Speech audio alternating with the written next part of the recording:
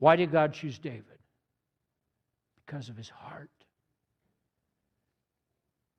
So what can we learn about David's heart this early in the story? We've hardly met him. Well, there's things here. Let's draw it out real quick as we come down the home stretch.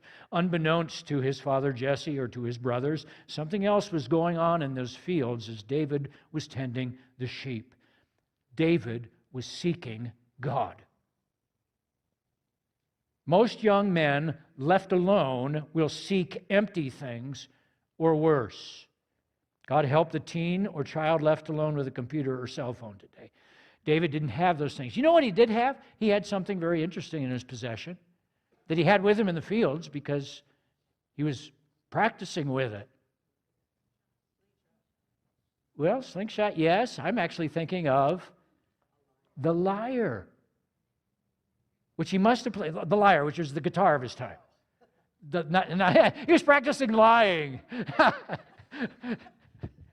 So what was David doing with the lyre in those fields? Did he have a garage band?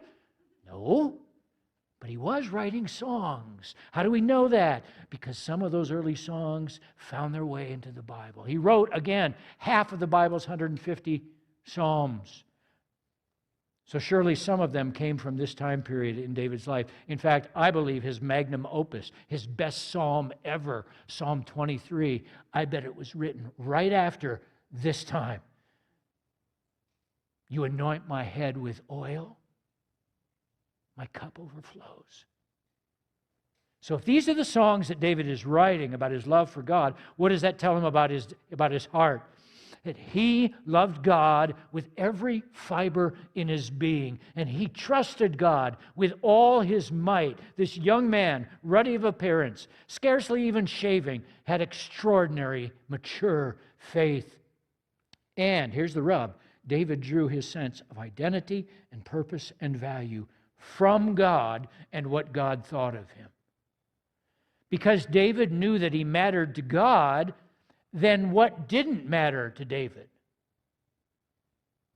It didn't matter that he was the youngest of the family. It didn't matter that he was despised by his brothers and overlooked by his father. Because David knew he mattered to God, then it didn't matter that he didn't look fully the part. He wasn't fully developed yet. He wasn't as fine a specimen as Eliab. It didn't matter that his muscles weren't as big as Shammah's yet. Because David knew that he mattered to God, then it didn't matter that he was the lowly shepherd, that he wasn't the most popular kid. It didn't matter that he didn't have hundreds of Facebook friends. It didn't matter that when he posted one of his psalms online, nobody liked it right away. Didn't matter. What mattered to him is that the most important being in all the universe, the most powerful being in all the universe, that being looked at him, knew him, loved him. David played and sang before an audience of one, and it was from that one that David drew his sense of identity and purpose and value. And how this generation needs to hear this again and again, and parents, how you need to speak this truth over your kids again and again and again, that their identity is not defined by Hollywood or Instagram or TikTok. Your identity is defined by the God who made you. God is the one who made you into a man or woman. Gender's not assigned to you by a doctor. It's assigned to you by God. And you don't get to choose it later in your life.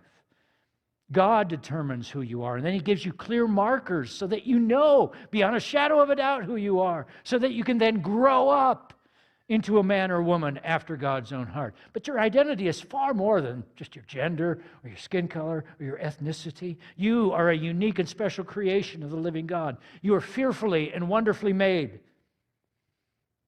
And if you learn to draw your deepest sense of identity from that one, the one who made you and loves you, then you can stand strong and confident when the winds of culture and peer pressure blow over you. And your purpose is not defined by anything in the world. Your purpose is defined by God. David wrote in Psalm 57, we're going to sing a song in a moment based on Psalm 57. David says, I cry out to God Most High, to God who fulfills His purpose for me. Your purpose is not defined by your grade point average or what college you go to, what talents you have or don't have, by whether you win or not, by your health, by your family, by whether your father loves you or not. You have a heavenly Father who loves you. That's what matters. Your heavenly Father is proud of you. That's what matters. And your value is defined by God. Your value is not defined by how you look, how developed you are, how thin you are, how pure your skin is, how big your biceps are. You are beautiful right now in God's eyes. Beautiful. Stop thinking about hurting yourself. Stop thinking about cutting yourself. Or worse, do not hurt something precious that the living God has made. Your value is not defined by your popularity or how many people like you. So stop throwing that false, phony self out there. Stop doing things you hate to be liked. Stop posing and wearing masks and acting cool to be liked. God's already checked that box. God likes you. Turn to your neighbor and say, God likes you. In fact, the most important being, God likes you. I'll be your neighbor. Everybody say, God likes you, Lindsay.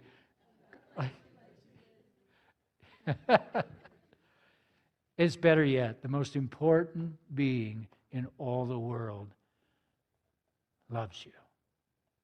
Loves you. And He's dying for you to know Him. In fact, He died for you to know Him. And His name is Jesus Christ. And His arms are open wide to you right now. So, dear ones, here in the room, watching online, somebody stumbles across this message maybe years from now and sees this. Like David, seek God. Run into His arms. Today. This moment.